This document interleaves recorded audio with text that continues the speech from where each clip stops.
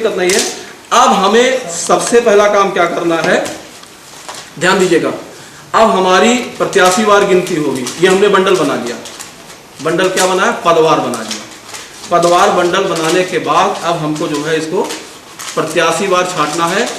आयोग ऐसा कहता है कि सबसे पहले आप सदस्य ग्राम पंचायत के मतों की गणना प्रत्याशीवार अर्थात कैंडिडेट वार करिए, उसके बाद फिर प्रधान का करिए, फिर बीडीसी का करिए, फिर डीडीसी का करिए। तो अब ये 30 पड़ा हुआ है और ये मतपत्र लेखा है। मतपत्र लेखा में जैसा आपको पता है, देखिए ये ध्यान दीजिएगा, ठीक है। ये मतपत्र लेखा में आप देखेंगे ये पीछे जो है मतपत्र लेखा भाग 2 है, ध्यान दीजिएगा, भाग 2 है। और इसमें भी लिखा हो मत पेटिका में पाए गए कुल मतपत्रों की संख्या, तो कितना इसमें है, 30 है।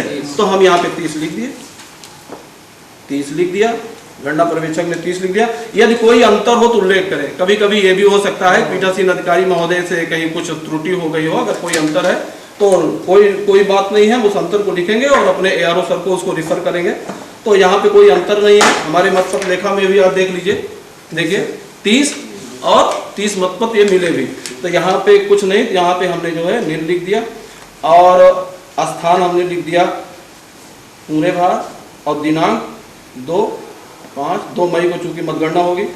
और यहाँ देखिए ये गणना पर्यवेक्षक के हस्ताक्षर हो गए, गणना पर्यवेक्षक के हस्ताक्षर हो गए। अभी ये सीट हम जो है एआरओ सर को भेजेंगे, लेकिन गणना पर्ची के साथ। अब चलिए हम लोग इसकी गिनती कर लेते हैं। ये सबसे पहले देखिए इसमें हमारे पास 4 लोग हैं भी और 4 चिन्ह भी है। आम हम देख रहे हैं आपको पास, जिसपे आम का निशान लगा होगा वो हम देंगे अपने अतिरिक्त गणना सहायक को, फिर आपको देंगे अपने गणना सहायक को और केला देंगे आपको। इस तरीके से अगर ये भी ध्यान रखिएगा कि हमारे पास 4 ही लोग हैं और ये भी होगा। अभी आप देखेंगे हमारे पास 18 चुनाव चिन्ह है, तो 18 लोग हमारे पास है नहीं, तो हम एक स्थान निर्धारित करेंगे और 2 लोगों या सब लोग देखते रहेंगे कि हमें उस मतपत्र को उसी पर रखना। ध्यान रखिएगा, फिर से 2 चीजें हमें ध्यान देने की जरूरत है।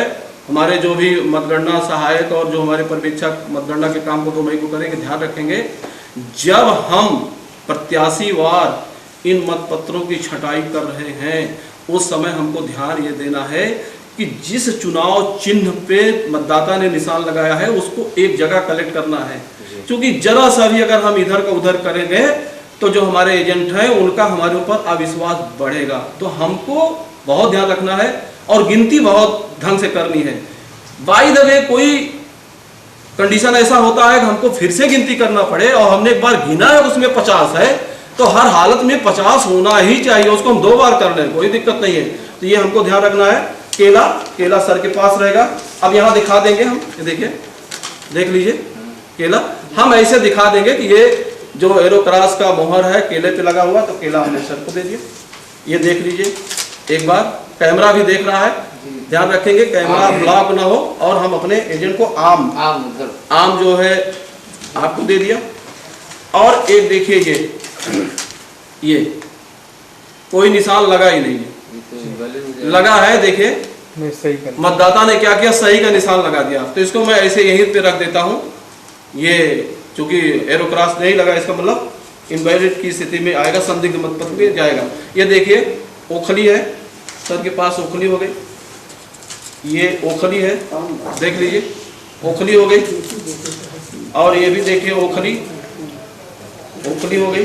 अब यहाँ पे देखिए ध्यान दीजिएगा, ये देखिए इसमें दोनों 2 आम पे लगाया है मतदाता ने और अंगूर पे लगाया है। इसका मतलब ये भी संदिग्ध मतपत्र है और संदिग्ध मतपत्र को हम एक जगह जो है करते रहेंगे।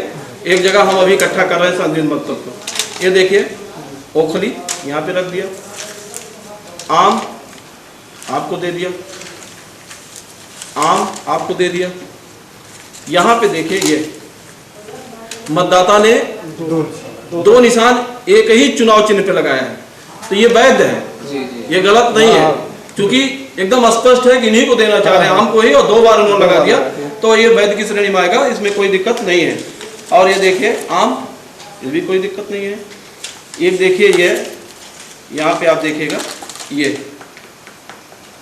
किसी पे निशान लगाया नहीं, वैसे ही डाल दिया, तो ये भी हम संदिग्ध की स्थिति में रखेंगे। और यहाँ पे आप देखिए ये लगाया तो है, लेकिन झुकाव देखिए किधर जा रहा है इनका, अंगूर की तरफ, अंगूर की तरफ झुकाव है, इसलिए ये जो है अंगूर वाले में हम इसको रखेंगे। ये मानेंगे कि अंगूर को ही ये देना चाह रहे थे, थोड़ा इधर उधर हुआ, लेकिन इनका झुकाव अंगूर की तरफ है। देखिए आम को दे दिया, ओखली दे दिया, उसके बाद आम दे दिया, अंगूर को दे दिया, और ये देखिए ये ओखली पे दिया, लेकिन इन्होंने एक रिमार्क दे दिया। इसका मतलब मतदाता ने अपनी पहचान बता दिया, इनका कोई नाम होगा, इन्होंने अपनी पहचान बता दिया, इसलिए ये मतपत्र भी हम संदिग्ध वाले में ही रखते हैं। और ये देखिए आम, तो आम को भी हम अपने गणना सहायक को दे देंगे। यहाँ पे देखिए उन्होंने लगाया तो है, लेकिन बीचों बीच, और हम कहीं नहीं, किसी समझ में नहीं आ रहा है कि वो मत किसको देना चाह रहा हमारा मतदाता, तो इसलिए इसको भी हम संदिग्ध वाले में ही रखते हैं। और एक चीज ये देखिए, ये देखिए दो जगह है, ध्यान दीजिएगा, जरा ध्यान दें। आम और केला, यहाँ देखिए ये केला पे भी एरो क्रॉस लगा हुआ और आम पे भी। अब इसको कैसे अंतर करेंगे, ये देखिए यहाँ जरा ध्यान से देखेंगे, मतगणना हमारे जो गणना सहायक लोग ध्यान देंगे, जब हमारा एरो क्रॉस का निशान लगता है तो उसकी जो तीर देखिए, तीर ध्यान दीजिएगा, तीर देखिए ये एंटी क्लॉक घूम रही है, ये सही है, और इसकी छाया अगर पड़ेगी तो क्लॉकवाइज उसकी तीर दिखेगी, देखिए क्लॉकवाइज इधर को दिखेगी, ये देखिए इसकी तीर जो है एंटी क्लॉक इधर को घूम रही है, ये सही है। आप कभी जो है एरो क्रॉस लगा के आप देख सकते हैं, तो जब आप एरो क्रॉस लगाएंगे तो ये जो तीर है ये घूमती हुई एंटी क्लॉक दिखेगी इस तरीके से इधर को, और जब इसकी छाया बनेगी तो ये जस्ट अपोजिट हो जाएगी, ये घड़ी की सुई की दिशा में घूमती हुई। तो इसको हम इस तरीके से देख सकते हैं और बिल्कुल एकदम स्पष्ट जान लेंगे कि यह मतदाता जो है वोट दिया है किसको, केला को ही वोट दिया है, तो इसलिए हम इसको केला के पर ही रख देंगे। अगला देख लीजिए, ये मतदाता ने ये ओखली पे तो दिया है, लेकिन यहाँ पे अंगूठा भी हल्का सा स्याही लग गई है। तो निर्वाचन आयोग ऐसा कहता है कि चूंकि हम अपने प्रतिपर्ण पे अंगूठे का निशान लग गया, निर्वाचन आयोग ऐसा कहता है कि इस अंगूठे के निशान से ये असावधानी से लगा हुआ है या सावधानी से, दोनों ध्यान रखिएगा। कभी कभी हम अंगूठा जानबूझ के लगा देते हैं तो इसका मतलब जानबूझ के हम अपना पहचान दिखा रहे हैं मतपत्र पे, तब तो वो इनवैलिड हो जाएगा, वैध हो जाएगा। लेकिन ये असावधानी से लगा हुआ, उनके हाथ में प्रतिपर्ण पे उन्होंने अंगूठा लगाया था, पूछा नहीं और ये इस पर लग गया, तो इसलिए इस मत को हम वैध मानेंगे और इसको हम ओखली में रखेंगे। ये देखिए ओखली, इसको भी हमने ओखली में रख दिया। और ये आम, देखिए आम। अब हमारा खटाखट काउंटिंग होगी, इसलिए कि हमारे जो गणना अभिकर्ता है और जो जितने कैंडिडेट हैं वो देख रहे हैं कि हम बिल्कुल निष्पक्षता के साथ अपना काम कर रहे हैं। ये देखिए ये भी आम हो गया, आम को रख दिया, आम पे रख दिया, आम को भी रख दिया। और ये अब ये देख लीजिए, ये हमारे पास एक तो संदिग्ध, एक ये हो गया, दूसरा संदिग्ध क्या हुआ, ध्यान रखिएगा, ऐसा मतपत्र जिसमें दो निशानों के बीच में उन्होंने जो डिवाइड करने वाली रेखा है उस पर लगा हुआ और प्रतीत नहीं हो रहा कि वो वोट किसको देना चाह रहे हैं। गणना सहायक लोग ये भी ध्यान रखेंगे, इस स्थिति में अगर हमारे जो एजेंट है गणना अभिकर्ता वो संतुष्ट हो जाते हैं तो अच्छी बात है, नहीं होते हैं तो हम इसको यारो सर को रिफर कर देंगे। देखिए हमारे गणना अभिकर्ता जो है बहुत सेंसिटिव है, बहुत जानकार है, वो भी देख रहे हैं कि नहीं भाई ये तो पता ही नहीं चल रहा है कि किसको ये वोट देना चाह रहे हैं, इसलिए ये संदिग्ध की स्थिति में है। यहाँ पर एकदम स्पष्ट आप देख लीजिए, दूसरी केस क्या आ रही है, यहाँ पे मतदाता ने अपनी पहचान को उजागर कर दिया, पहचान दिखा दिया ए। हो सकता है वो अपने जाके कैंडिडेट को बताना चाहे हमने मतपत्र पे ए लिखा है, वही मैंने आपको दिया। तो ये आप सभी जानते हैं हमारे देश में जो है मत गोपनीय है, किसी को हम अपनी आइडेंटिटी नहीं कर बता सकते हैं, मतपत्र पे तो खासकर बिल्कुल दर्शा ही नहीं सकते, इसलिए हम इसको संदिग्ध की स्थिति में मान रहे हैं। ये संदिग्ध इसलिए मान रहे हैं, तीसरे कंडीशन में आप देख लीजिए किस पे इन्होंने कोई निशान नहीं लगाया, तो जब कोई निशान नहीं लगाया तो इसलिए संदिग्ध की स्थिति में। यहाँ पे मतदाता ने क्या किया है, 2 जगह, और 2 जगह। अब आप ये भी ध्यान रखिएगा, आप ये भी कह सकते हैं कभी 2 जगह लगा था तो आपने तो उसको मान लिया, लेकिन यहाँ देखिए, यहाँ पे देखिए, यहाँ भी मैं देख लूंगा, हो सकता है कि ये इसकी छाया हो, लेकिन आप देखिए, जरा देखिए एकदम से नजदीक से हम लोग देखेंगे, ये एंटी क्लॉक देखिए, जो इसकी तीर एंटी क्लॉक घूम रही है, और ऊपर वाले में भी एंटी क्लॉक। इसका मतलब है कि 2 जगह उन्होंने लगा दिया है, तो ये भी संदिग्ध की स्थिति में आएगी। और यहाँ पे उन्होंने एरो क्रॉस जो दिया जा रहा है उसी से ही आप अपने मत को अंकित करेंगे, उन्होंने ऐसा नहीं करके अपनी पेन से अंकित किया है, इसलिए भी ये संदिग्ध की स्थिति में जाएगा। अब हम गिनती कर लेंगे कि हमारे किसको कितना मत मिला, और उसको हम अपने गणना पर्ची पे दर्शा देंगे। ये जो है गणना पर्ची 43 है हमारे पास, सदस्य ग्राम पंचायत। ये देखिए, ये देख लें जरा, इसमें जो है नाम भी लिखा हुआ है। ये भी हमारे जो गणना मेज पे हमारे काम करेंगे कर्मचारी अधिकारी वो ध्यान रखें कि इस तरीके से गणना पर्ची आपको आपकी टेबल पर ARO द्वारा प्रोवाइड की जाएगी। उसमें उम्मीदवार का नाम भी लिखा रहेगा, और आपको करना क्या है, किस उम्मीदवार को ये सारी चीज़ें आप भर लेंगे, और यहाँ पे नाम लिखा रहेगा उम्मीदवार का। ये देखिए 4 उम्मीदवार हैं, दमा देवी, दिलेश, रमन और संतलाल। अब यहाँ पे अगला आ रहा वैध मतों के बंडलों की संख्या। एक चीज ध्यान रखिएगा, ये जो गणना पर्ची हम भरने जा रहे हैं, इसी गणना पर्ची के आधार पे पूरा रिजल्ट निर्भर करेगा। ध्यान दीजिएगा, यही गणना पर्ची हमारा पूरा रिजल्ट जो है क्लियर करेगी। अब यहाँ पे ऊपर देखिए लिख रहा गणना के लिए प्राप्त मतपत्रों की संख्या, तो मतपत्रों की संख्या हमारी 30 थी, 30 हमारे 30 थी। एक बार गणना पर्यवेक्षक जो है जरूर पूछ लिया करेंगे, 30 थी, कुल 30 मतपत्र मिले थे। आपने जाना कैसे, इसलिए ऐसे जाना कि हमारे मतपत्र लेखा पे भी 30 लिखा हुआ है, देखिए 30 इस पे लिखा हुआ है, इसलिए हमको 30 मिले थे। और बंडलों की संख्या कितनी हुई, तो बंडल तो इसमें बने ही नहीं, बंडल चूंकि 50 होता तो एक बंडल बनता, तो इसमें बंडल बना नहीं, चूंकि 30 है तो बंडलों की संख्या में हम लिख देंगे 0 + 30। ये ध्यान दीजिएगा, 0 बंडल और 30 हमारे लूज हैं। और कुल मतपत्रों की संख्या कितनी हो गई, 30 हो गई। ध्यान दीजिएगा, तो अब हम जो है इस पे वैध मतों की संख्या को नोट करेंगे। दमा देवी जिनका चुनाव चिन्ह आम है, तो आम का कितना है, 13। तो इनका हो गया।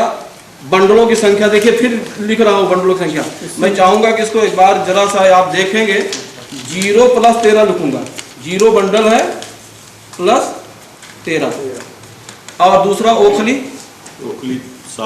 7, तो 0 बंडल है + 7 लूज है। और अंगूर 0 + 2 केला 3, 0 + 3। अब ये हमने देखिए, देख लीजिए, ध्यान से देखिए, जरा ध्यान से देखेंगे, ये हमने लिख दिया यहाँ पे। फिर मैं कह रहा हूँ कि हमारे जो गणना कर्मी होंगे वो इसकी व्याख्या नहीं करेंगे, वो अपना काम करेंगे। अगर कोई आगे से प्रश्न आता है हमारे कैंडिडेट या निर्वाचन अभिकर्ता या एजेंट की तरफ से, तब आप उसकी व्याख्या करेंगे, उनके संदेह को दूर करेंगे। मैं इसलिए व्याख्या कर दे रहा हूँ क्योंकि एक वीडियो हम लोग बना रहे हैं जिससे आप प्रॉपर ढंग से देख सकें कि कैसे हम वैध और अवैध मतों और कैसे गणना पर्ची को हम लोग भरेंगे। ये गणना पर्ची बहुत ही महत्वपूर्ण होती है, क्योंकि इसको हम कहते हैं रॉ डाटा। इसी के आधार पे पूरा का पूरा अभी हमारा रिजल्ट तैयार होगा, और ये हम ARO सर की मेज पे भेजेंगे। और हमारे जो अभिकर्ता लोग हैं बिल्कुल एकदम तैनात है, और हमारे जितने गणना सहायक वो भी। अब आगे वैध मतों की संख्या, तो हमने लिख दिया 13, 7,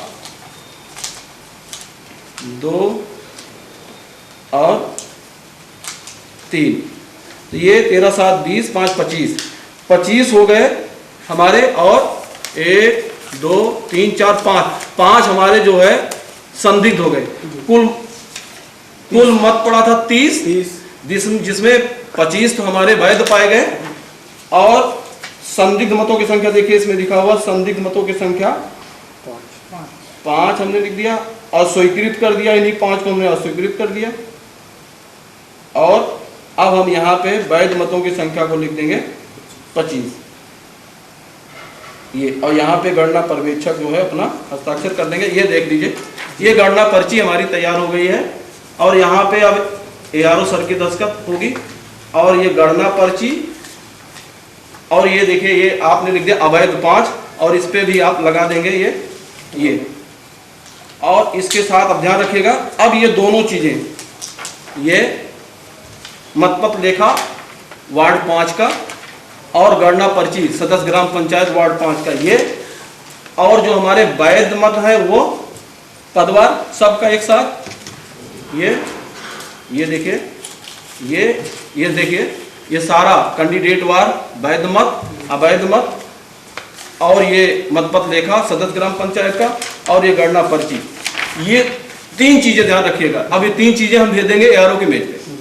ARO साहब इसी के आधार पे प्रपत्र 44 जिसपे जो है सदस्य ग्राम पंचायत का जो है रिजल्ट तैयार करना है वो तैयार करेंगे। तो हम अब इसको सीधे अपने जो हमारे अतिरिक्त गणना सहायक है उनके माध्यम से हम इनको दे देंगे, और चूंकि हमारे उधर ARO साहब बैठे हुए हैं तो ये ले जाके ARO साहब की मेज पे इसको रख देंगे।